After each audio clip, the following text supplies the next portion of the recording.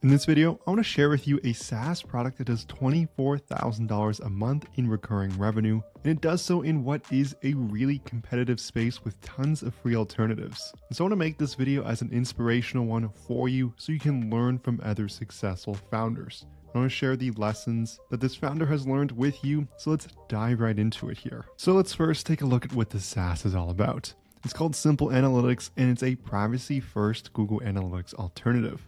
So it's EU-based and hosted and no cookies, and it's a direct yes from your legal team. So these have become popular. There's another SaaS out there called Plausible, and you've started to see a lot of people trying to switch from Google Analytics. They're looking for something more privacy-based, just like this one here. And they're willing to pay for those extra set of analytics here. We can see they've collected over 6 billion data points here, which is just a ton. They have a free trial. They use big brands such as Michelin, Hyundai, Government.uk, as well as Havas Media Group. And it's really followed this privacy trend here. We've seen browsers just listed here, such as DuckDuckGo, as people are looking for more privacy-focused alternatives. We've seen huge companies such as Apple go to this privacy-first approach. Products such as VPNs are all over the place now. So there's definitely a ton of demand there. And so what this does as well is it gives them a target for their product. So they say, don't use the free alternative. It's not privacy-based. Come to us. We're privacy-based, and it's more of an ethical tool, as quoted from this user, Rosie Sherry. And so James Fleischman wrote an excellent article here on Indie Hackers. I'll leave a link for this in the description below.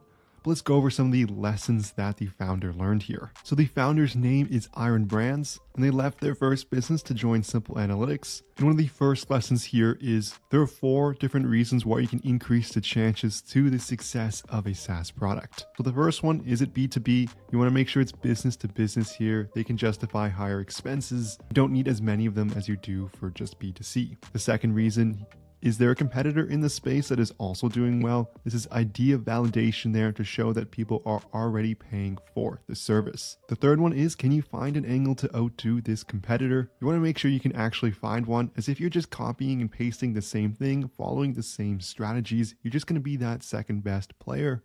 And that's not what you want to be doing when entering in a new space. The fourth one here is, does it have significant SEO opportunities? This is great for the long term here, as if you can start ranking for keywords, that's free traffic there. Whereas if you only need PPC or paid acquisitions to get new customers, that's going to be much harder to scale. And so according to Aaron, if you can get these 4 different characteristics, that's going to increase your chances by quite a bit. So Simple Analytics is bootstrapped here, and it's a change from the founding mentality of that you need to go and raise money, as it's just external validation there, and it can be a distraction. And according to Aaron here, a lot of businesses just go and raise funding, and that's their validation signal, but it's not really about the product. So next, let's take a look at what Aaron thinks of product market fit. So previously, they were working on an internship business to grow and keep their clients happy.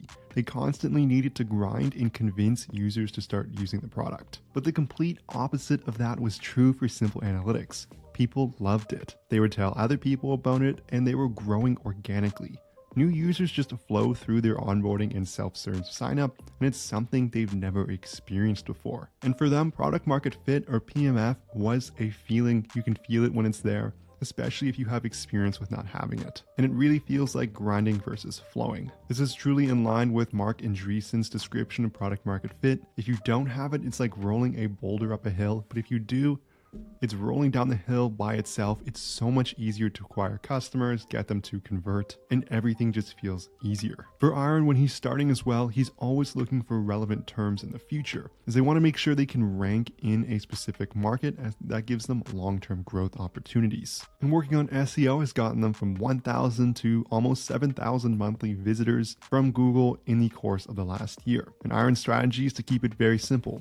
Answer questions that people have and relate your answer to your product. Just look for how-to questions relevant to your niche. The second one is create bottom of funnel content like alternative pages to your competitors. And thirdly, it's do your keyword research and start going after these opportunities. And according to Aaron, SEO is the ultimate long haul growth strategy. It takes a while and a lot of effort, but once you get that sweet traffic to your website, it lays the foundation for a sustainable business. As a bootstrapped company as well, you're not going to have the millions in funding to go spend a bunch of money on traffic, so focusing on the long term for SEO is a fantastic opportunity, and they've had a ton of success from it. If you've gotten this far in the video, I'm sure you want to build your own micro SaaS product. But first, you're going to need an idea, and there's a link in the description below where you can steal these free micro SaaS ideas. All you need to do is enter in your email. I also have a course on how to build your very own micro SaaS. It's going to take you step by step through the entire process, even if you don't have any product ideas yet or any SaaS experience. There's also a link in the description below for this as well. But this is going to conclude the video here on a super cool SaaS story covering simple analytics. A super popular tool here, and we learned some really cool lessons from the founder about product market fit and their long-term growth strategy, and that was SEO.